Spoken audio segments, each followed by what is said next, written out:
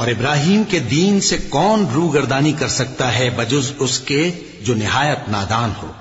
और हमने उनको दुनिया में भी मुंतखब किया था और आखिरत में भी वो नेक लोगों में होंगे।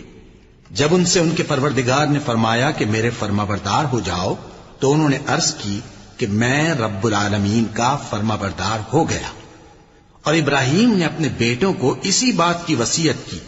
और याकूब ने भी अपने फर्जंदों से यही कहा कि ऐ मेरे बेटो, अल्लाह ने तुम्हारे लिए यही दीन पसंद फरमाया है, तो मरना तो मुसलमान ही मरना।